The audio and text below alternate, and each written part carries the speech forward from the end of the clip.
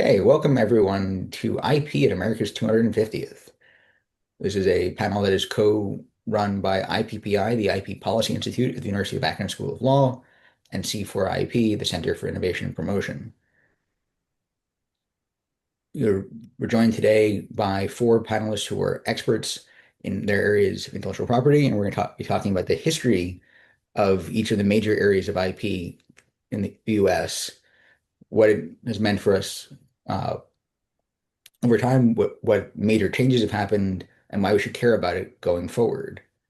I'm Joshua Kresh. I'm a research professor and the executive director of IPPI, and I'll be your moderator today. With that, I'll start with our first question. America's 250th birthday is coming up, and IP has been an important part of our history from the beginning. For each of the four major areas of IP, starting with patents, when were they first protected in the US, and how is their protection important in America becoming what it is today? With that, I'll turn over to Andre Iancu, former director of the U.S. Patent and Trademark Office under President Trump's first term, one of the co-founders of C4IP, and a partner at Sullivan Cromwell. Andre? Great. Thanks, Joshua. Great to be with everybody again. I've participated in this program before, and it's a great program. You all do a great job organizing it, and I'm very thankful for the attendees for participating. Great question. It's actually a very relevant and interesting question, given that we are, as you indicate, celebrating our 250th anniversary since the Declaration of the Independence in this country. After the declaration was made in obviously July 1776, a number of years after that, the U.S. Constitution was created. As part of the Constitution, the founders saw it important to include what has come to be known as the Intellectual Property Clause. In Article 1, Section 8, Clause 8, giving Congress the power to create laws that protect, for a limited period of time, the exclusive rights of what they called authors and inventors with respect to their writings, which actually means artistic renditions, so that's the copyright side, and discoveries, which means the inventions, and that's the patent side. It is a very notable inclusion in the US Constitution. It's the first time a foundational document for a nation has an intellectual property clause. It is the first time that intellectual property was thought about as a rule of law in order to democratize creativity, innovation, and other artistic expression. It is a remarkable statement identifying that these are rights. You know, it's interesting. The US Constitution uses the word right only once, the Constitution itself, separate from the Bill of Rights, which came later. But the body of the Constitution itself uses the word right only once, and that is with respect to this intellectual property rights clause. It was that important to the founders. And what it has really done is generate a spark of creativity that humanity has never known. The amount of creativity, beginning with the United States and then expanding worldwide at that time, since that time, outpaces the rest of human history combined. And I don't think it's by coincidence. When you have a free market economy where people are free to choose where they spend their time and where they make their investments, in a free market economy, heavy investments in risky new adventures would be very difficult to do at scale without the protection of the rule of law. And what this intellectual property system has done is create at least three separate but equally important aspects that has created a spark of creativity and innovation. Number one, it incentivizes creativity and innovation because, you know, you're spending your time in areas where you might actually benefit from later on. it it protects that innovation and investment in that innovation once it is made by the rule of law. And third, equally important, it creates a system of trade in that innovation, enabling that innovation to be transferred from the laboratory to the market, to be traded in the open free market system between companies and between inventors and consumers. It is a remarkably ingenious and efficient system that was created. And over the past 250 years, we see the spark in innovation that has created at mass scale. And that innovation keeps growing continuously, exponentially ever since. None of it has happened without the protections of the intellectual property ecosystem. So with that general overview, Joshua, I can stop and listen to the other panelists or answer any questions. Thank you, Andre. I think I'll turn to Karen Temple next for copyright. Karen was the former registrar of copyrights and is an executive at the Motion Picture Association. Before that, I will remind the audience or say to the audience, we do have ability to ask questions. If you put questions in the Q&A, I'll be monitoring those. And after I get through a couple more questions for the panelists, we'll turn to those. So please feel free to ask questions if you have them. With that, Karen. And thank you, Joshua. It's a pleasure to be here today, especially with this esteemed panel. You as the moderator and my other panelists, Andre was the head of the USPTO and I was the head of the Copyright Office, so we were able to work closely together. So it's always great to be able to join Andre on a panel. And he did a really wonderful job of talking about the foundations of IP law, and I knew he was going to say that, so that's why I actually planned my remarks accordingly, because the fact that IP law, including patents and copyright law, was included in the U.S. Constitution as the very first article really truly does show how important IP protection was thought by our founders. So copyright history is uniquely American history. And so I just wanted to kind of go over a little bit of lore now that we have that overview that Andre so eloquently just shared. So in addition to the very first article of the Constitution, the first federal copyright law was also passed in 1790. So again, that shows how important our founders found copyright law to be for the establishment of our society. That statute was actually signed by our very first president of the United States, George Washington. Like most U.S. laws of the time, it was modeled on the British law in the case of Britain's Statute of Anne. And notably, I would say that the 1790 law is almost as old as America itself, but it's really much different than the copyright law today. At the time, it only protected three types of works. That was books, maps, and charts. And it had a very short term of protection, only 14 years initially, and then another 14 years. And there were various reasons, probably one of them, our life expectancy at the time, for the limited term that we had at the beginning of the copyright law. And there was no U.S. Copyright Office at the time, no Library of Congress. The registration system didn't really exist as we know it today. At the time, registration took place in the United States district courts where the author resided. Interestingly enough, our first recorded registration was also in 1790, again, showing the importance of copyright law and the fact that it really has been part of our uniquely American history since the beginning. That was the Philadelphia Spelling Book by John Berry, which was registered in the U.S. District Court for the District of Pennsylvania and is, as I said, widely recognized as the first U.S. federal copyright registration. And again, these early steps really mattered because it created a national protection for authors in the United States, and it really showed how important, again, our framers thought copyright was to foster publishing, education, wider circulation of American creativity.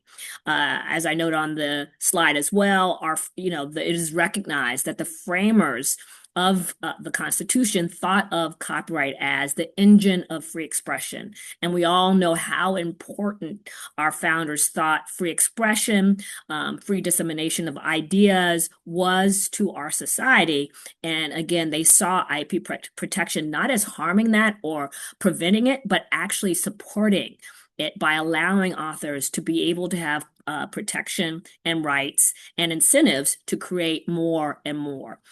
Today, of course, that means that our copyright industries, as being supported by the strong foundations that our framers first implemented, are really one of the success stories for American ingenuity and creativity. The U.S. copyright industries have contributed trillions of dollars in the U.S. GDP and are nearly 8% of our economy. We employ millions and millions of workers. And so again, that shows, I would say, the prescient nature of our founders in understanding how important it was that we were able to protect IP. And the fact that we did so, I think, is one of the biggest reasons why the United States both has the #1 copyright industry, but also the #1 technology industry as well. One other little factoid I would note that we did come a little bit late to the party in terms of the international copyright system.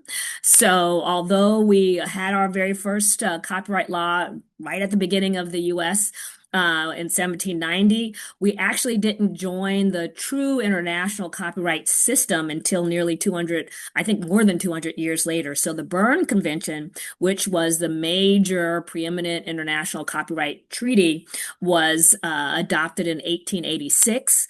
With 10 initial countries, 8 founding countries participating. We did not join it. We were a bit of a rebel on the international copyright side. We created our own international copyright convention called the Universal Copyright Convention, and actually didn't join the Berne Convention. Even though it was adopted in 1886, we did not join it until 1989 for a number of various reasons. But I will say now that we have joined it, we have been a participant in the international copyright system for years. This is something where we again recognize the global nature of IP and the need to have an international framework supporting IP. We are now parties to all of the international copyright treaties, and we often include IP chapters in our FTA agreements as well. And in fact, in 1988, Congress did include IPR protection as a principal objective in our trade promotion authority for U.S. free trade agreements. So clearly this shows how important copyright law is and has been to the United States really since its founding. Thank you, Karen. Turning over to Dave Gooder with INTA, the International Trademark Association. Dave was former commissioner for trademarks at the U.S. Patent and Trademark Office when, I believe, when Andre was there and Karen was there. So Dave, whenever you're ready.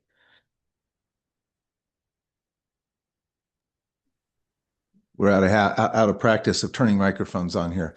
Thanks so much, Joshua, for having me today. And yes, I was the commissioner for trademarks when Andre was director, and he twisted my arm to come there, and it was a great experience. Andre and Karen have discussed IP rights that trace their roots to the U.S. Constitution, and what I'm going to do is talk about trademarks, which actually traces its roots more to commerce and the marketplace itself. And if patents represent sort of faith in America's faith in innovation, trademarks really represent faith in the free market. And that's really the story of American trademark law, because when you look way back in the country's history, it's really the story of how a country growing and expanding at the time, but quite young, learned how to trust commercial strangers as the country grew and expanded west. And trademarks were part of how that happened. In most jurisdictions around the world, trademark rights are acquired primarily via registration. But from a commercial economic perspective, businesses really acquire trademark rights by building goodwill and reputation.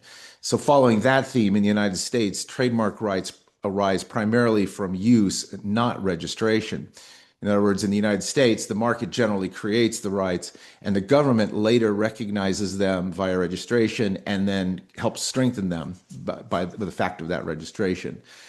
That distinction is sometimes surprising to lawyers from other countries who operate in registration-based systems because it turns the usual sequence upside down. But for much of American history, trademark law was primarily state common law and unfair competition law. And to the extent that there was any registration at all, it was a really fragmented and inefficient system. And then in 1946, the U.S. Congress passed what we call the Lanham Act, named after a congressman in Texas. The Lanham Act did not create trademark rights. Rather, what it did was it created a much more coherent national framework for rights that essentially already existed. This point's worth emphasizing because it highlights something uniquely about American trademark law, which, as I said, was that we create rights via use in commerce. But the Lanham Act actually went further than that. It created the legal infrastructure that allowed trademarks to operate on a national scale as opposed to market by market, state by state. It provided a comprehensive framework for registration, enforcement, unfair competition, et cetera. And perhaps most importantly, it proved adaptable enough that it continues to serve today as the backbone of American trademark law for nearly 80 years. So as America, I mentioned this sort of westward expansion, as America expanded, trademarks became the way consumers learned to trust purveyors of goods and services. It allowed them to buy products from people they never met nor would likely ever meet, because in the early days, you bought things from people you know who made them. So because of this, trademarks helped pave the way for essentially these localized markets to become national and eventually global. And as these distances grew further, consumers could no longer inspect every producer, visit every factory, or know every merchant personally. In this way, brands became a shorthand for that accumulated reputation. So while patents helped drive American innovation, trademarks helped American business become more scalable as they grew and expanded. And if I'm a script writer, my synopsis about this would read, the story of American trademark law is the story of how a young country learned to trust commercial strangers, and trademarks helped make that happen. Back to you, Joshua. Thanks, Dave. And last but certainly not least, I'm going to turn it over to Vicki from the University of Pennsylvania to talk about trade secrets. Great. Thank you so much. So unlike the other regimes, there is not a czar of trade secret law in the United States. There is not a government office that supports trade secrets law, but the evolution of trade secrets law has been dynamic, going back well before the foundation of the country. In fact, trade secret law may be the oldest intellectual property regime. Some state trace it back to the ancient Greeks. It is also in the US the latest regime to be the subject of federal legislation. Primarily over the years, it has grown through state laws. It has the broadest coverage of any of the intellectual property rights. Any kind of information, whether technical or business information, can be protectable as a trade secret. It's potentially eligible for protection. And perhaps because of that, it is consistently rated by business executives as the most valuable form of intellectual property, because the coverage is so broad, and also because in order to commercialize ideas, you have to share them. That may mean you're sharing them with employees, with investors, with counterparties, with business partners. And trade secrets law sets guidelines for sharing information safely. Trade secret law does not stand alone. Trade secret rights are often transitional rights. You may decide to protect information as a trade secret while you're deciding, is this idea going to work? Is it something that we may want to patent at some point in the future? And so there are limitations, but it is possible to begin protecting information as a trade secret and then to secure patent protection. And trade secret protection can stand alongside copyright protection. And of course, goods marketed that were created using trade secrets are going to be marketed under trademarks. So they all can coexist and the rights can be in tandem with one another. Trade secret rights are often transitional, as noted that as you're developing an idea or before you've released a product to the market, you may be able to protect it as a trade secret. Some can be enduring.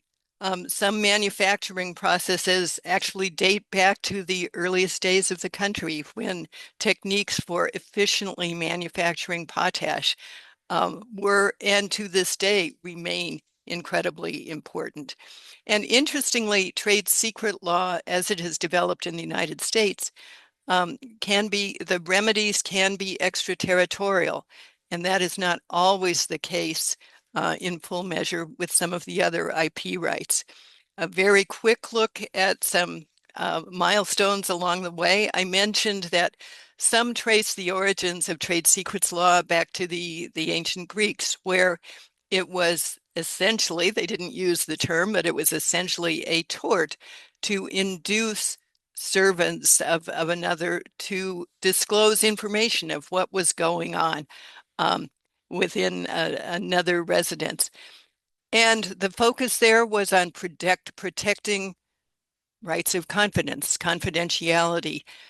That protection extended even to information that might not be viewed as a trade secret today, but the theme of protecting close obligations of confidentiality remains a bedrock of trade secrets law. And indeed, estimates are that between 85 and 95% of trade secret disputes arise with former insiders, employees, or former business partners. As time went on, trade secrets took on an additional character. In the guild system, information was transferred as part of the guild system, and that has always been a key aspect of trade secrets law, transferred in exchange for a promise to keep it confidential. In the United States, once we got past the revolution, there were trade secret cases decided under the common law, and it is said that the first decided trade secrets case involved the manufacture of chocolate, which is an interesting example of what can be protected as a trade secret. Making chocolate has been an art known back to early days in Holland, but figuring it out how to do it efficiently, how to have the best yield, how to make distinctive taste, that's been held to be a trade secret. And in the first trade secret case in the United States, what had happened was one of the early businesses sold the trade secret recipe and was shocked to discover the buyer was shocked to discover that the seller then wanted to continue to use the recipe. And the court said, no, it's a property right. He's sold it. He's forsaken his right to use it. A later case, also in Massachusetts under state law, dealt with processes for manufacturing a particular kind of fabric. And there, the employee had promised not to continue to use this method of manufacture after he left. And the court said that promise is enforceable. It's not taking anything from the public. The original company can continue to manufacture this way. And importantly, other organizations can try to figure out how to do it themselves. They can try to reverse engineer the process. They can independently develop something better, but the promise will be enforced. Over time, trade secret law continued to develop as state law. Eventually, the U.S. Supreme Court said that trade secret rights are not preempted by patent rights, that you're not forced to seek a patent for technical information, that you're going to have a choice. And the court said that patent law is a barrier. Trade secrets law is something of a sieve because it does have these outs, if you will. Others can reverse engineer or can independently develop, but it's of critical importance, often through licensing intellectual property rights and sharing them with others. And most recently, in 1996, the U.S. adopted a federal criminal trade secret statute. And about 10 years ago last month, Congress enacted the Defend Trade Secrets Act, a federal trade secret statute, which has been held to have extraterritorial reach. So the rights predated the country, and we're moving along, continuing to exploit trade secrets to this day. Thank you, Vicky. Turning to question 2, which again, I'll go through each of the areas. So what are the biggest changes that have been made in the past 250 years, to the extent they haven't already been discussed in the intro? And, we can talk about helpful ones or perhaps ones that haven't been so helpful. And I'll remind the panelists that question 3 will be on what we can do going forward. So if you want to talk about something to fix, we can save that for question 3. With that, Andre, why don't we start with you on patents? Sure. Just like with the early copyright statute that Karen mentioned, the first patent statute was the Patent Act of 1790. It was basically the fourth law that the country passed after the creation of the new government at that time, and patents were beginning to issue right after that in 1790. And there have been lots of changes ever since. Except for one major change that I'll explain in a minute, that has not, one major issue that has never changed. But the changes in patent law over time have created what people talk about as a pendulum effect. Patent laws swing from being very pro patent owner protective to being very much in favor of consumer protective and therefore weakening patent rights. So therefore they swing between strong and weak patent rights over time. And the goal of administrators is to try to limit that swing and keep the laws somewhere in the middle. But for various reasons, there is a lot of push and pull in the patent system, IP system in general, and the pendulum swings. I'll talk about this question, Joshua, in several categories. First of all, examination. So at the very beginning of the patent system, after the first laws were passed in 1790, it created a system of examining patent applications before issuing them. That's not necessarily an obvious thing to do. You could just simply issue patents any which way you want because you're friends with the person applying, or because the person applying is a big manufacturing company, or because you simply think, for whatever reason, this would be good for the economy or some other reason. There's not necessarily an obvious reason to examine applications for validity and other factors before issuing a patent grant. However, from the very beginning, the U.S. system created an examination system in 1790, where Thomas Jefferson actually was the first patent examiner. There was actually a board of 3, but he was the chairman of that board. So those 3 folks would examine patent applications in their spare time. They were also busy running a country on many other with many other problems at that time. Thomas Jefferson and those 3 got tired of it, and for a while there was no examination, and that turned out to be a disaster. But the patent office was quickly created, and a patent office director was installed. We generally have the examination system ever since then. So that's an important factor to keep in mind.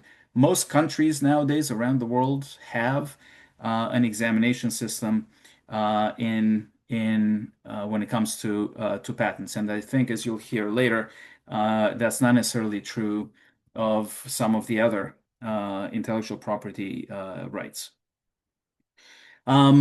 Interestingly enough, in the 1800s, one of the things you had to do to obtain a patent is to submit a working model. These would be small models of your invention. They were miniaturized, but they were supposed to be working. And the patent office, during the examination process, would check it out and see how it worked and really understand a bit better than just simply having a paper record. And it's actually it's a fascinating piece of innovation history in the United States. Many of those models still exist. The Smithsonian has a bunch of them. The Patent Office has a bunch of them. But then there are private museums that have a lot of these patent models, like the Hagley Museum in Delaware. And unfortunately, the patent office burned about 150 years ago, and many of those models were lost, but many still exist. By the end of the 1800s, the system got to be too big, and they didn't have a place to keep those models anymore. So the submission of a patent model requirement was terminated in the late 1800s. I don't think that's a very important point one way or another to patent law, but it's an interesting fact of history. The next, the major change in modern times that is really important to the U.S. patent system is the Patent Act of 1952. It basically created the modern system as we know it today, by and large, of patent law.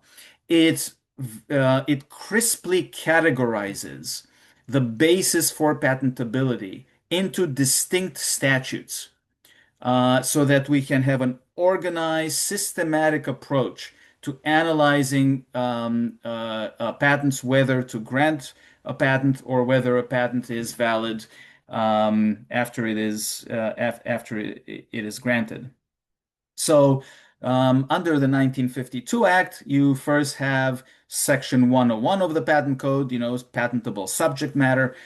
Is it in the patent system at all or not?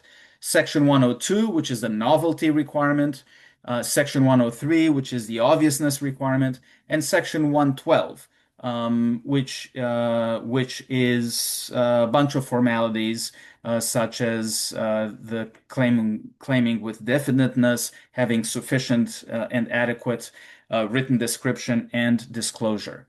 So there are many other factors in the Patent Act of 1952, but it really organized patent law as we know it today.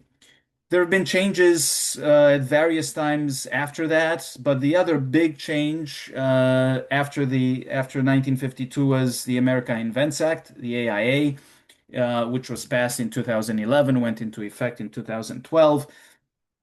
And there were several major changes there. It turned the US patent system from a first to invent system to a first to file system with some exceptions. In the first to invent system, if you just invented first and you were able to prove that you invented first, you got priority of invention, even if somebody else raced to the patent office and filed first. We were the last country that had that system, and it's because, it's a cumbersome system to administer. It's hard to make that showing and to try to figure out who actually invented first, because humans very often invent the same thing at about the same time, in many cases. So we went to a first to file system. So that means the first person to file generally at the patent office generally has priority. Again, there are exceptions and safe harbors and the like there. The second major change with the America Invents Act was to create an adversarial post-grant review system. They're called IPRs, inter partes reviews, or PGRs, post-grant reviews. And This has been a controversial change that the patent office and the patent system is dealing with to this day. But in any event, that system now is in force. A couple of other major changes relating to the courts. Okay, first was the creation of the Court of Appeals for the Federal Circuit in the early 1980s. And this is the Court of Appeals in the United States where all patent matters go. For everything else in US patent law, almost everything else, including copyright and trademark, trade secrets, virtually everything else, antitrust, doesn't matter, commercial disputes of any kind, they go to regional circuit courts, right? The First Circuit on the East Coast, the Ninth Circuit on the West Coast, the Fifth Circuit in Texas and the South, and so on. And in other areas of law, you have a competition of policy and ideas. And if two regional circuits disagree on a question of law, then that disagreement is taken up to the Supreme Court. That was eliminated in patent law for a variety of reasons. And now we have a unified system where all the cases and all the patent law issues get resolved at the Federal Circuit. Sometimes the Supreme Court takes an appeal from the decisions of the Federal Circuit. It happens, at least once a year or so, but it's rare because there is no competition of law and ideas in that system. The courts have also been responsible for some fundamental changes in law over time, and let me mention three that are most relevant today. First is Section 101, which is, again, patentable subject matter. That is the one statute that hasn't changed since 1793. The Patent Act of 1793 was written by Jefferson and Madison. It is the same as it is now when it comes to Section 101. Because Congress hasn't made a change, technology has changed dramatically since then, obviously. The courts had to step in, and the courts have created a new system of exemptions from the patent laws. So you cannot get a patent on what they call abstract ideas, natural phenomena, laws of nature. The cases there from the Supreme Court are Alice, Bilski, Myriad, and Mayo. And then there's a whole slew of cases from the lower courts interpreting those four Supreme Court cases. The second major change from the Supreme Court is in the area of obviousness. It's the KSR case. And basically, the Supreme Court created a flexible approach to determining whether a patent or a patent application on invention is obvious in light of a combination of existing other technologies. This has very much loosened the ability to invalidate a patent, therefore making patents from that point of view weaker than they were before. And the third area of law that courts have changed dramatically is in the area of injunctions. The Supreme Court about 20 years ago issued a case named eBay v. Merck Exchange. In the eBay case, said that to get an injunction, which is an equitable remedy, you have to show four equitable factors. The patent owner has to make that showing.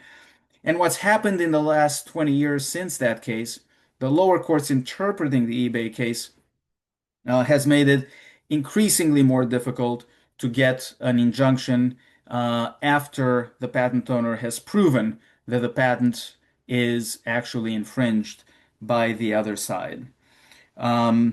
So let me stop there, but those are there are many other changes, but those are the major changes that have swung the pendulum back and forth over the last 250 years.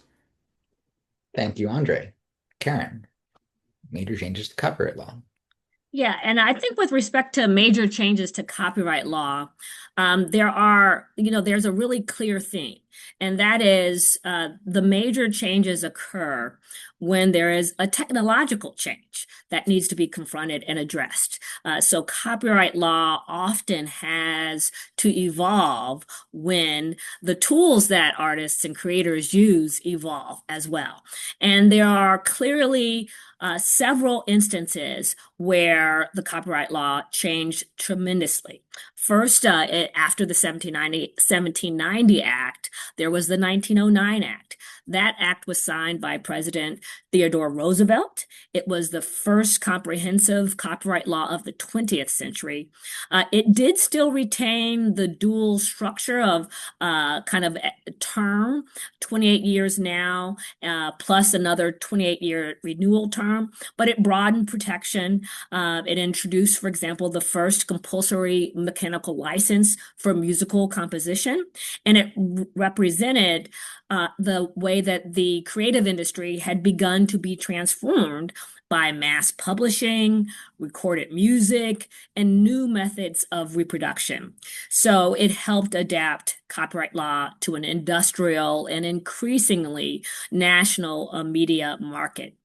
I will say one special time that was special to my heart was that motion pictures were first protected in August of 1912. The Congress amended the law to recognize motion pictures as a separate copyright category. Before then, films were typically registered just as a series of still photographs. They were a bunch of pictures in motion. This amendment gave movies the distinct legal recognition as a really separate and major creative and commercial form. And I will say, I love the quote by Harvard Law professor Chafee in 1945, which called copyright the Cinderella of the law. We often feel like patents and trademarks always get a little bit more attention. But his quote also noted how the law needed to transform because of modern technology. And again, that's a constant theme that we've seen since 1790, the need for evolution of the law to address technological advancements. And he noted that way back in 1945, the act was already 35 years old because we were operating under the 1909 Act, but the industry had exploded at that time. Again, his point remains useful that copyright law succeeds when we can absorb technological change without losing sight of the basic purpose of encouraging creation. Unfortunately, it still took us another 30 years for the revisions that he called for in 1945 to actually take place. The Register of Copyrights, Barbara Ringer, worked on the law herself for 21 years after joining the Copyright Office in 1949.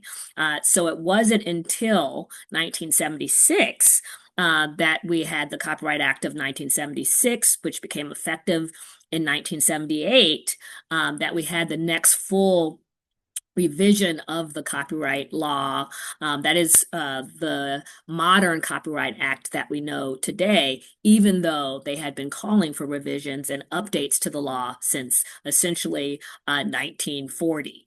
That act, the 1976 Act that we're under today, had some major changes to the law that we now really think of as critical to the U.S. copyright law and legal system. It codified fair use in Section 107, while still preserving it as a flexible and open-ended doctrine that the courts can construe. It also extended federal protection to unpublished works, and it modernized a broad range of creative expression and technologies. I will say, again, this theme with the copyright law trying to keep up with technology, though, is still relevant to today. Barbara Ringer herself remarked that the 1976 Act, it was itself a good 1950 copyright law because of the amount of time it took for that law to actually be enacted. One other thing that I would love to note about Barbara Ringer herself is that she was the first female register of copyrights. And her background as a heroine for copyright law is particularly noteworthy because she actually had to sue for discrimination, both racial discrimination and sex discrimination, to get her position after she was passed over by a man. And a court ordered her installed as the register in 1973. And all of the subsequent registers really owe her a massive, massive thank you for all that she's done for copyright law. Since she was installed as the register in 1973 as the first female register, there have now been 5 women total, including myself, out of 14 registers, and the last 4 have all been women, and that is really thanks to Barbara Ringer.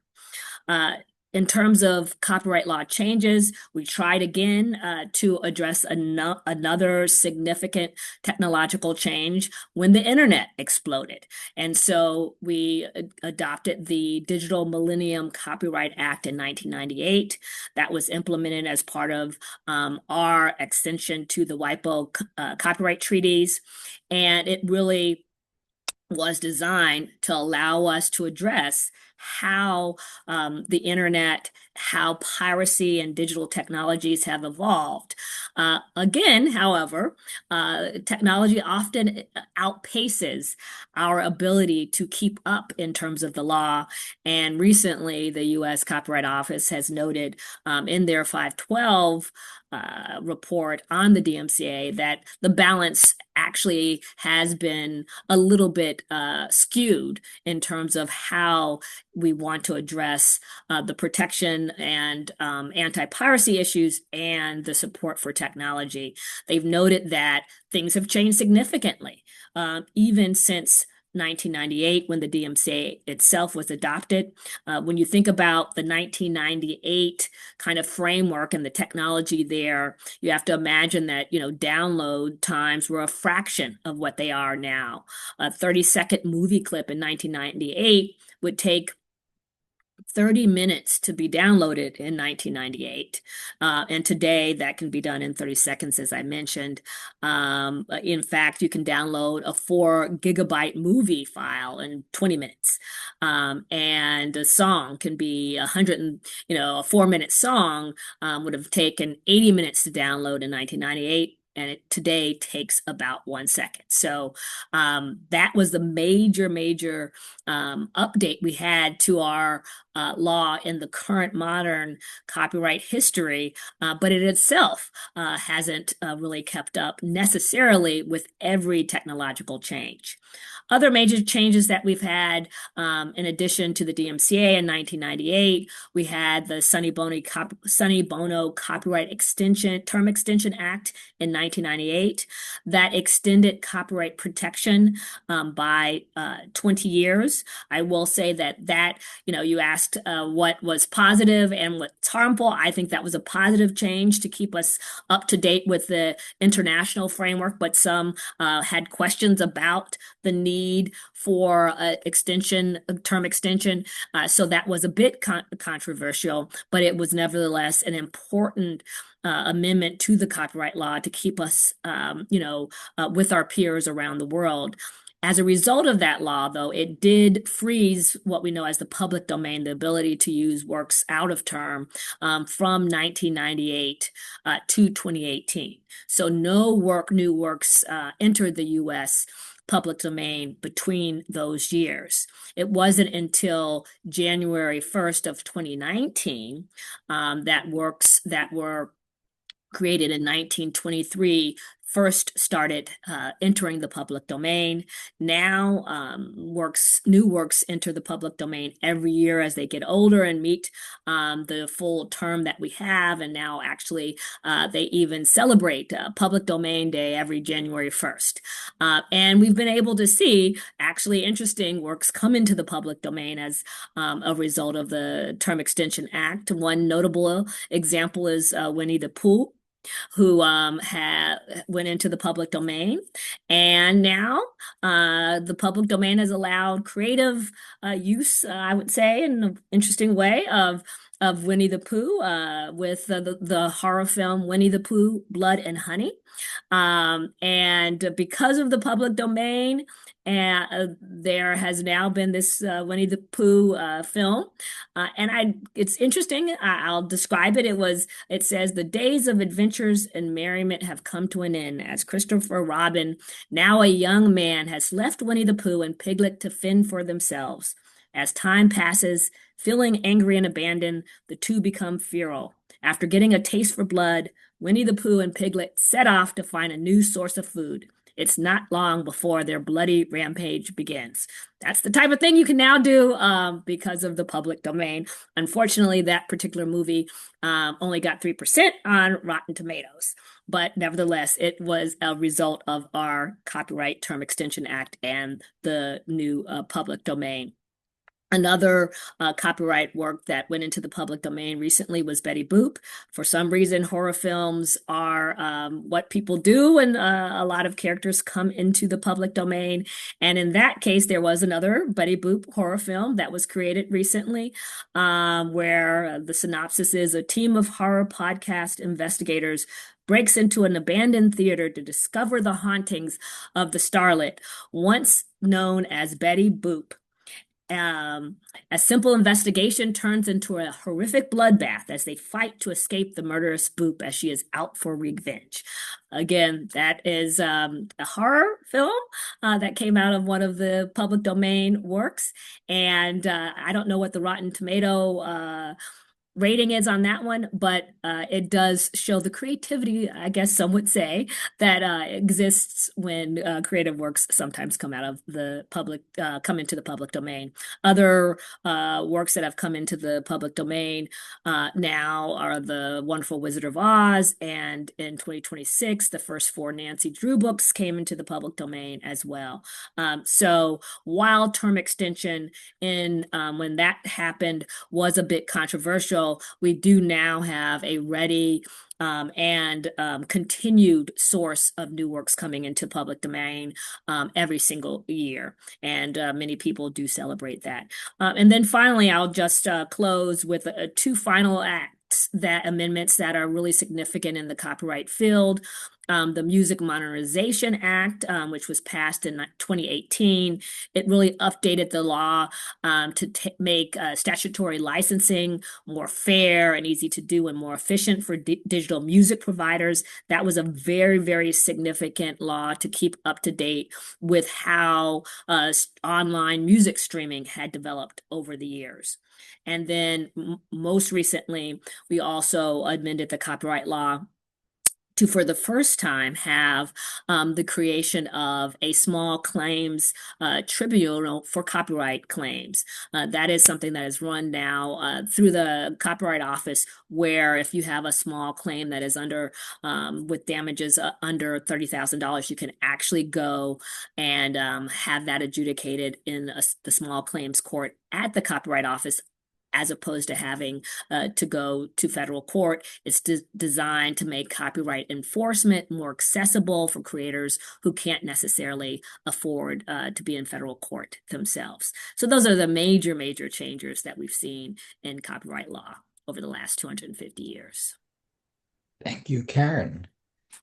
Dave. All right. Really, the history of trademark law changing over time is how it adapted to ever larger markets in the US and globally. Local commerce became national, which became global, or multinational in many ways. And now it's all being impacted, of course, by AI. But regardless, the remarkable thing is that the core question about what trademark law focuses on, which is hasn't changed, which is how do customers know and trust who they're dealing with? I mean, that's kind of the bottom line of trademark law. So if you look across all these changes, and there's been a number of them if you look across the trademark ecosystem in the last few decades, here are what I believe are probably the six biggest changes that have come along.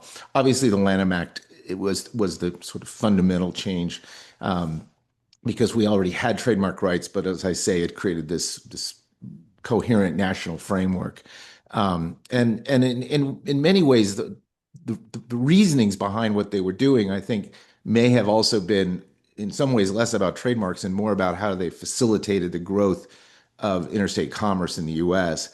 Inside the Lanham Act, there's been a number of significant changes, but I think probably the biggest one occurred in 1989 when the U.S. trademark law was amended to start allowing applicants to file in the trademark office based not on their actual use, but based on their intent to use a mark in the future. And that it did a couple of things. One, it helped businesses more proactively protect their rights as they develop products and new offerings and that type of thing. It also got rid of some of the workarounds, let's say, that people were doing what they used to call token use, and you'd ship a case of your product to your brother-in-law in another state, and that, you'd argue that was interstate commerce, et cetera. You got rid of all that. But the protection of business in the ITU system was significant, and that remains in place today. That also led to a growth in trademark applications. And if you look back over time, it's been a pretty significant growth. Trademark filings are essentially a bit of a leading economic indicator. And you see that when you compare the growth of trademark filings with the S&P 500, you really do see the Dow and all these, they track each other. And a lot of that was facilitated by not only the ITU system, but I think also because trademarks were just becoming a much bigger and bigger part of American business and were more recognized in how valuable they were. And that leads really to the second big change, and that is that the emergence of so-called national brands.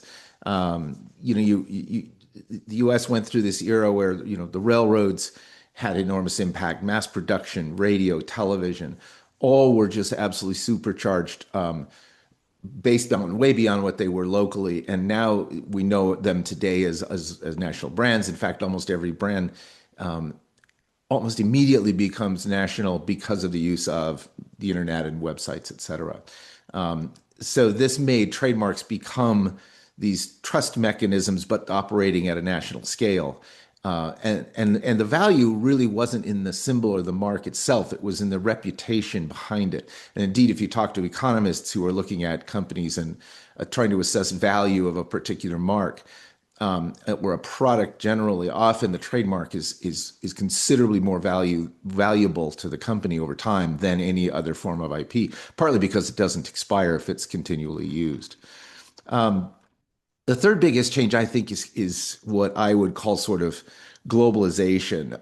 During the 20th century, American brands became increasingly multinational. Some even became truly global. And when I say that, it's very tempting for people to refer to their brand as global brand. Most often what that really means is multinational. There are brands that sell everywhere on the planet, but that's not the norm. But multinational has become sort of the much more the norm. So the expansion of trademark registries in other countries, and especially the international registration systems like Madrid, made trademark protection much more practical as people were taking their trademarks outside their home country or outside the US to Europe, let's say, et cetera. But the one thing that you have to keep in mind about all this is that trademark laws are historically territorial. And that's based on partly because of the fact that the relevant inquiry is what do consumers think? And a consumer in Argentina doesn't necessarily think the same as a consumer in Brazil. And so while trademark laws are territorial, commerce increasingly isn't.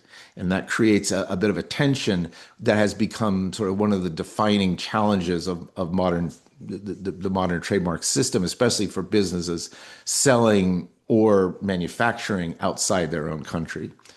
The next big change really, trademark geeks like me could easily argue about the biggest disruptor to the trademark ecosystem since the Lanham Act. And then certainly if you get, 7 trademark lawyers in a room, you're going to get 8 opinions on which has had the biggest impact. But I think it's really, in my view, it's the internet itself has been the biggest disruption since the passage of the Lanham Act. Our time today, we don't have time to go into all the ways that the internet changed the trademark world, but suffice to say that for better or worse, it certainly did at least two things. One, it lowered the barrier of entry for entrepreneurs. And even big companies launching new products, but especially to upstarts, and enabled sole proprietorships, et cetera, to do far more, far faster than they ever could. Unfortunately, one of the other impacts it's had is that it lowered barriers of entry to counterfeiters, infringers, fraudsters, et cetera. So even so, the core trademark question, regardless of all that change, still remains the same. Can a consumer identify with confidence the source they think they're dealing with? The next big change, I think, is one that has erupted more so in the last few years. In fact, one of the questions in the Q&A gets at this, and that is this development, and it's the emergence of private sector brand protection systems in the form of brand registries and enforcement mechanisms that live on platforms that sell goods and services to people. And these are designed to help protect consumers and brand owners from counterfeits and infringement, et cetera. And I view these systems as complementary to what trademark offices do in terms of registration. They're not replacements for them. But 20 years ago, I think it's interesting when you look at this, take a step back. 20 years ago, when a brand owner faced a trademark problem, two of their primary questions were, well, what does the trademark office think about this particular trademark or the competitive one? And what would the courts think about that? Today, there's really a third question in there, and that's what's the platform think about it, or what will the platform do about it that it's being sold on? So, and this is fundamentally very new development in trademark history when you look over the length of time. The interesting question to me is not whether platforms will replace trademark offices. I don't think they will. The question is how trademark offices, courts, private sector brand protection registries, how will they learn to coexist for the benefit of not only the brand owner but consumers? Finally, while the dominance of AI impacts the trademark world is only a creature of the last few years, it's obviously having significant impacts. One of the biggest impacts I see is that consumers are increasingly interacting with AI before they actually interact with the brands. That's pretty different. In many instances, this means that the AI is actually becoming the influencer, such that consumers are, in a growing number of instances, not choosing amongst the brands available to them. AI is making that first cut. And that fundamentally, from a trademark perspective, really changes a lot of the game. Now, nobody knows how this is going to play out, but one thing is I'm certain of, and that is trademark law adapted over the years to introduction of the radio, television, globalization, the internet, et cetera. I think history suggests it will adapt to AI as well, and without fundamentally losing its core principles. Joshua? Thank you, Dave. And you actually answered one of the questions in the chat, which is good because we're running short on time. We do have some questions. So Vicky, I'll turn to you, and I think we'll cap this at about 5 minutes, and then give everyone about 5 minutes for my last question, and then maybe I'll fold in one or two of the chat questions too, because we have 27 minutes to go. Okay, great. So in terms of changes along the way, major changes on trade secrets law, I would think that actually, like trade secrets themselves, the evolution of the law in this area has largely been incremental. Over time, as commerce developed in the United States, industrialized states came up with rules for governing trade secrets law, which eventually were reflected in the restatement of unfair competition, the restatement of torts, and eventually became reflected in the Uniform Trade Secrets Act, which was adopted by every state except New York, and more recently in the Defend Trade Secrets Act. And the common thrust of all of these approaches has been the following: that first of all, as I mentioned, a wide variety of information can be protected as a trade secret, so long as it's not generally known or readily ascertainable, which raises interesting questions as we think about AI and what we can discern through AI problems. So it's not generally known or readily ascertainable. It has actual or potential economic value. And what has strengthened as a factor since at least 1974 is the information must be the subject of reasonable measures to protect it, not perfect measures. And courts have said over and over, you can't come to court as a defendant and say, well, I was able to get this trade secret and use it for myself, so it must not have been protected properly. The question is, were reasonable measures taken to protect the trade secrets? So just to note some highlights along the way, I mentioned that in 1974, the Supreme Court said patent law doesn't force a choice of to say technical innovations need to be protected under patent law. You can elect to protect information that isn't generally known, that isn't revealed in your marketed product. You can choose to protect it as a trade secret. And that led to, it accelerated the codification of trade secrets laws across the states and ultimately in the federal statute. Given the broad scope of information that can be protected as a trade secret, I think businesses came to realize trade secret law may be a particularly attractive regime for new technologies. You come up with new ideas, you're not quite sure how they're going to develop, the parameters aren't quite clear yet. You may choose to protect it as a trade secret. But trade secret law is also very valuable for mature technologies, efficiencies, information that may not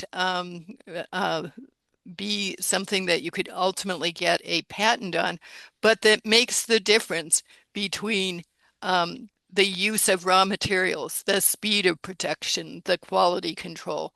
So both the mature industries and emerging industries turn to it. And also organizations have come to realize that where infringement is likely to be difficult to detect, trade secret law may be a good solution. I mentioned that one of the changes that has developed since at least 1974 is a focus on, well, how good were the measures? How reasonable were the measures that were taken to protect the information? And I saw that in the chat, somebody asked, well, is there variation between what the various US states require in terms of reasonableness? And the answer is really not. It's a question of what's reasonable under the circumstances. If you're a small company, you're trying to protect a recipe and you've only got 8 people, you may want to protect your recipe by using coded names for the ingredients. You may want to have the recipe cards on note cards that are locked away every night. If you're a different kind of organization with different kinds of trade secrets, you might want a more robust approach, including even, for example, digital scanning of retinas before people can enter rooms for trade secrets are rendered accessible. And of course, that's an issue that also remains internationally. Various treaties in various treaties, countries have agreed to take reasonable steps to protect trade secrets, but how that plays out differs amongst different countries. Some take a very formalistic approach. Information has to be legended, stamped in a particular way. Others are more of a totality of facts and circumstances, which is the approach the US follows. The US has also clarified that there are 3 types of misappropriation: wrongful acquisition of trade secrets, hacking and similar means; wrongful use of trade secrets, which in the US is defined very broadly, that you don't have to copy a trade secret if you use someone else's trade secret to accelerate your development, The finished process or product may be different, but if it was the use of the trade secret was an important step along the way, that can be misappropriation. And of course, wrongful disclosure of trade secrets. So these elements have all been part of trade secrets law in the United States for a considerable period of time, but they have been codified. And the final thing that I would mention is that in the Defend Trade Secrets Act, there has also been an explicit look at one aspect of the public interest, which is there is a protection for whistleblowers. And so explicitly, and it is the only section of the federal statute that preempts state law, if the information was disclosed by an employee or an independent contractor to the government to report perceived wrongful acts, that disclosure itself is not a violation of trade secrets law. So these are some of the key developments along the way. There are many more, and we'll perhaps touch on them in our final remarks. Thank you, Vicky. Okay, so turning to the last question, and I'll try to fold in some chat questions where appropriate. So for each area, what are the most important issues today, and what changes, if any, are necessary so the next 250 years are as successful as the last? One question in the chat was, why is it so hard to pass major legislation in each of these areas? I think that could be for proposing legislation. You could talk a little bit about that. And then Andre, starting with you, a question in the chat talks about modernization and pendency at the PTO, which you may want to talk about, or you could say that I think the administration's actually done a pretty good job of solving some of that. So maybe we can talk about other issues that haven't quite been solved. Yeah. And I know you could usually talk for 90 minutes on this coming topic. So we'll try to keep it brief because we have about 20 minutes left.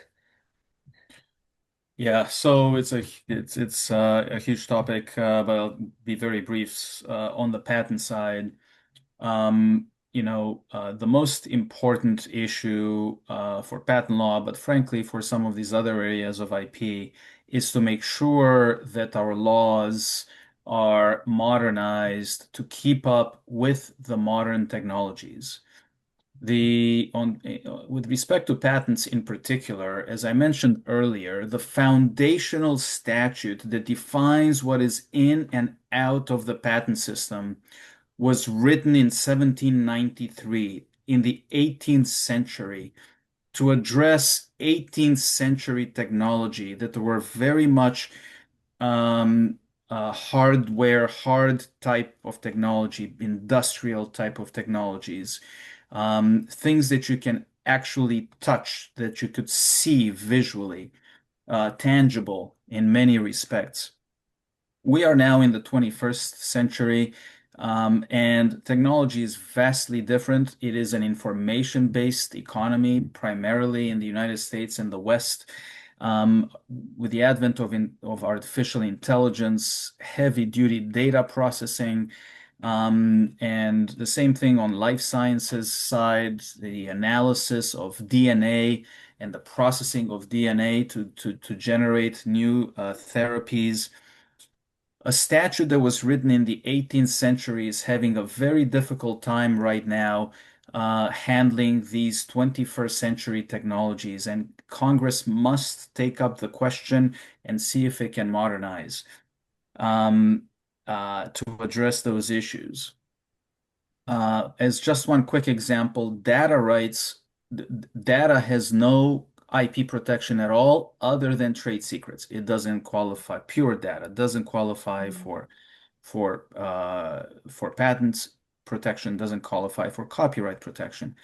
And that's a huge problem when a huge part of the economy is based on data and data processing. So this is key issue number one. Number two, issue that I believe is really important in the United States anyway, is the availability of injunctions for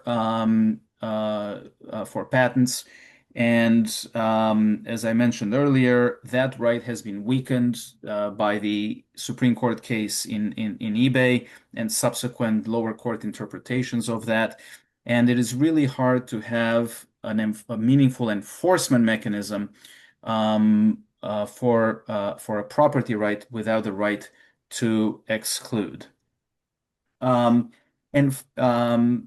There's lots of other things that are at a lower level, but let me just mention one final thing that's really important, and it does address one of the questions in the chat, which is the patent office itself.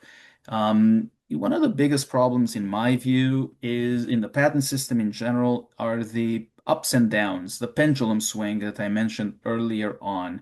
And the huge component of that is the perennial changes in leadership at the patent office.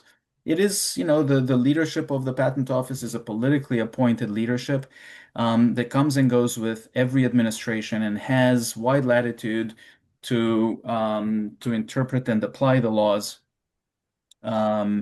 as an administration really should have. But the constant changes in leadership are disturbing are disturbing settled, the expectations of the economic expectations of industry. And this is important because patent rights are long-term rights. They're forward-looking. Investments are being made with many years of foresight, and having predictability is really important. And even though there is political leadership, other agencies in the US government have fixed terms, such as 5 years, 6 years. The director of the IRS is on a fixed term. The director of the FBI is on a fixed term. The head of NSF is on a fixed term. Having the PTO, which is not a very partisan organization anyway, on a fixed term would be very helpful, in my opinion, to stabilize the system. Obviously, the director is still subject to dismissal by the president, but at least having a presumption of some permanence, and it would also avoid the many months of gaps in between administrations. To the question in the chat about pendency and the like at the patent office, to be honest, I don't think those are huge issues. I think they come and go, and US PTO pendency is not any worse at all than in Europe or other major jurisdictions. It has gone up in the past few years for sure, but it's now coming down, and I think it's just a matter of managing things appropriately. The office has done a very good job modernizing the institution, so I'm not very concerned by that. I am mostly concerned about stability of its leadership. And the final question, just to lead into Karen's, yes, I see it in the chat, and I say this with a half smile. Yes, Karen, the Copyright Office should be joined with the USPTO and create the US Intellectual Property Office. But I am half joking. I want to see what you have to say about that. Thanks, Andre. And yes, Karen, there were two ones in the chat that I thought you might want to consider focusing on. So one was the future of the Copyright Office, and then two, obviously the big one, AI and its impact on copyright. Yes, of course, and I'll say I wholeheartedly agree with Andre on everything that he just said, including, yes, it would be great to have a US IPO at some point, but that's not the current bill that's before us right now, but there is a bill to make the US Copyright Office register and director of presidential appointee with a fixed term to address some of the issues that Andre had mentioned once that becomes a presidential appointee. So that does seem to be a positive step forward in modernizing the U.S. Copyright Office. I will say, modernizing the copyright law for evolving technology, as I noted before, and as Andre mentioned just now as well, is something that is critical to ensure that the copyright law is addressing how creators work, how the creative industry has evolved, and to ensure that we can make the creative industry and keep the creative industry as strong as it has been in the past. So we cannot be stagnant in terms of our evolution of the copyright law. And I would say specifically two areas that obviously are probably on a lot of people's mind first, artificial intelligence, and then second, piracy issues.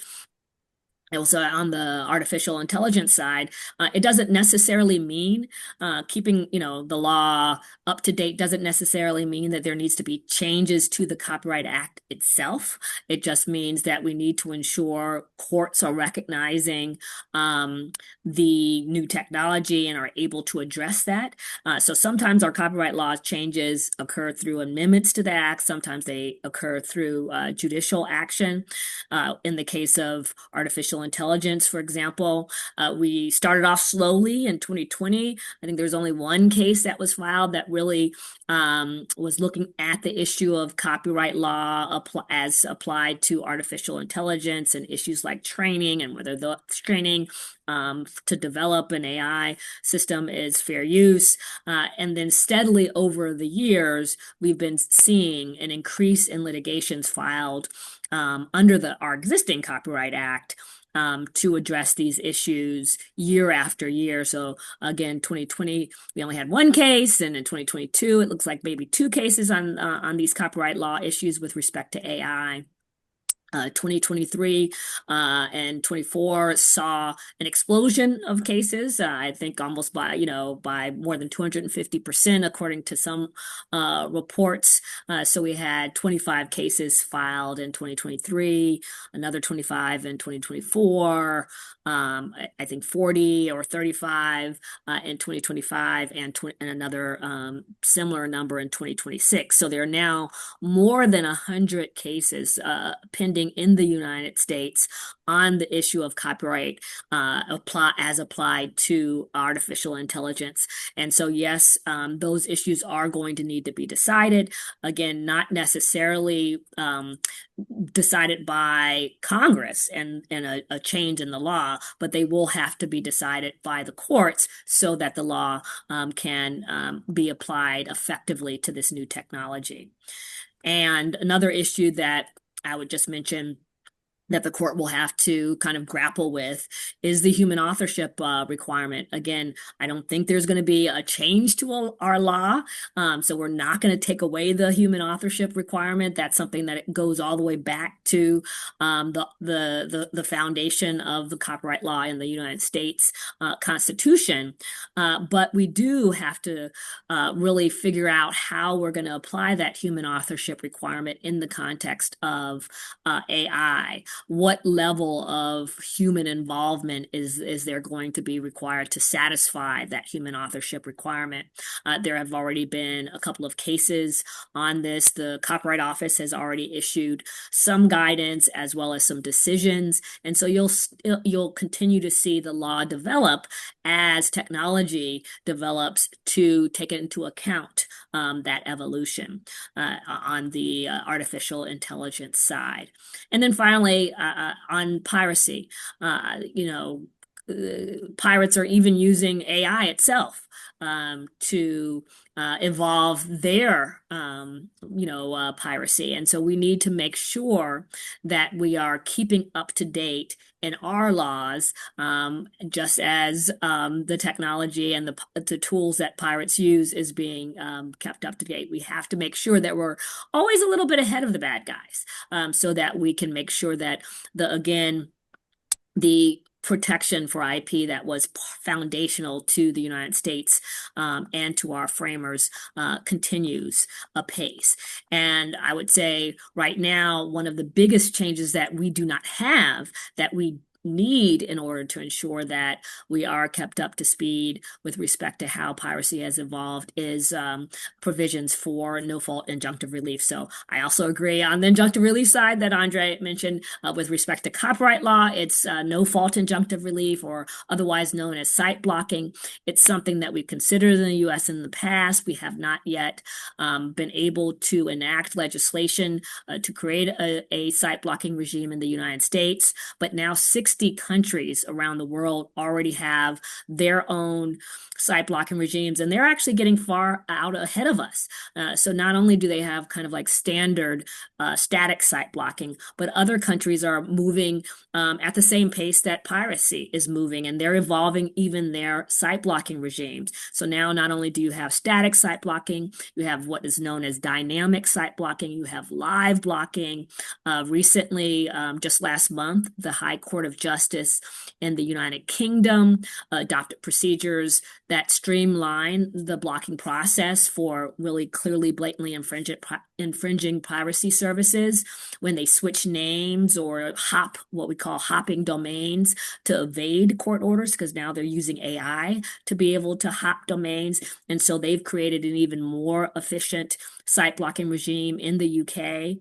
Also, India last year has created a new site blocking system again to make sure it's continuing to evolve, and it employs dynamic blocking plus orders for registrars to suspend domains globally and provide key information to rights holders so that they can go directly after the illegal operators themselves. And that's known as the Indian dynamic kind of blocking plus suspension orders. So, we have countries who are recognizing the need to keep the laws up to speed with respect to protection and content protection. But unfortunately, the US is actually very behind in this area.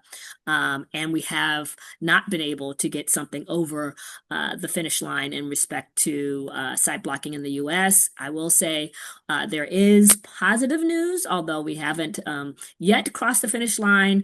Last January 2025, Lofgren, Zoe Lofgren, who used to be an opponent to site blocking, actually herself introduced the Foreign Anti-Digital Piracy Act to establish a site blocking regime, and it shows how the view of site blocking has changed after we've been able to see the experience in these countries that have had it.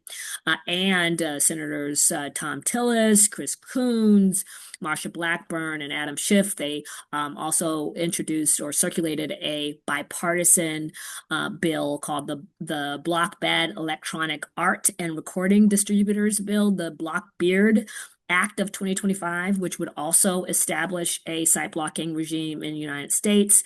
I know that that is being currently discussed as we speak. So hopefully the US, which is now a little bit behind other countries with respect to keeping up with the law on the content protection side, will be able to establish judicial site blocking in the United States soon and make sure that we are able to protect content even when facing the new evolution of piracy that is being supported by some of these new AI technologies. Thank you, Karen. Okay, so it looks like we're going to run a little bit over, which I'm fine with extending, assuming the panelists are fine with it.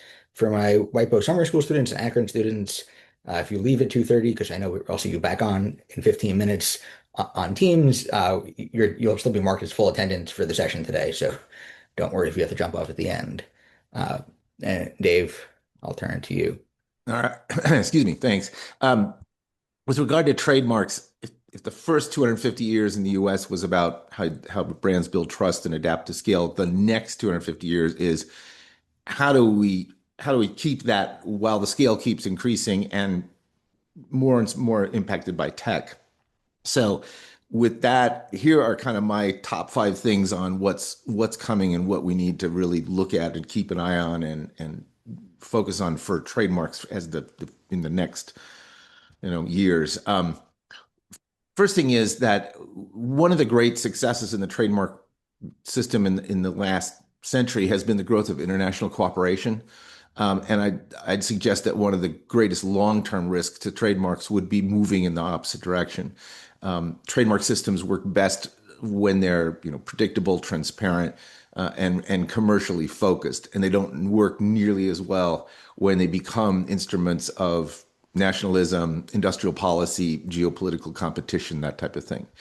The next area is Trademark law has been, I think, successful because its purpose has generally been clear, which is help consumers identify the source, protect goodwill and investment, and prevent consumer confusion and deception, et cetera, in all that, in all its forms.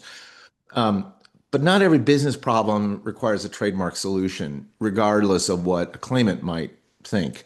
And one area where that tension increasingly appears is geographic overreach, or let's call it legal overreach, trying to shoehorn a problem into it with a trademark solution. And recall that trademark law is territorial. Commerce increasingly isn't. And businesses understandably want protection whenever consumers encounter their brands, but trademark rights have historically been defined by legal boundaries, commercial realities, et cetera. Now, we've all seen examples where trademark claims extend beyond protecting consumers and begin looking more like efforts to suppress competition, criticism, legitimate commercial activity, et cetera. So if trademark law is asked to do too much, it risks losing the clarity and legitimacy that have made it successful for so long.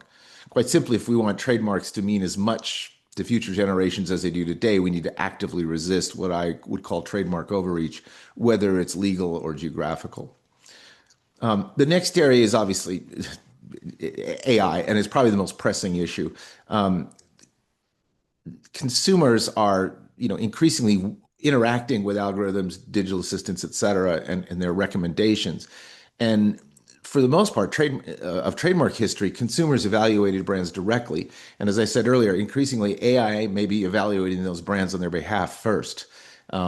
We can debate whether that's a good thing or a bad thing, but it clearly happens. It happened to me yesterday as I was looking for something. And this may prove to be one of the most significant changes trademark law has faced in generations. But we must be careful that we don't abandon our fundamental trademark principles simply because the technology is new. If I had to identify one practical and growing problem that deserves more attention, it right now is impersonation. Historically, trademark law was concerned with source confusion. Today, most of the significant fraud schemes you see involve identity confusion. And in essence, impersonation is a modern version of the same problem that trademark law has always addressed, and that's how do people know who they're dealing with. And impersonation has become easier and easier, and as it does so, the challenge is not merely detecting fraud, it's creating systems, whether they're legal, technological, or commercial, that help consumers recognize authenticity in all its forms before they are deceived. This impacts trademark offices, IP offices, it impacts consumers, it impacts businesses, it impacts law enforcement, et cetera. But in-person right now is one of the biggest reported crimes in the US. Looking farther ahead, way out ahead, commerce in space may sound like a bit of science fiction today, but so did global electronic commerce a generation ago. And indeed, many of the trademark issues associated with big technological shifts have ultimately been resolved through trademark principles. And we're going to need to maintain our focus on that as we travel into these new environments, et cetera. So I'll leave it at that for the moment. Joshua, back to you. Thanks, Dave.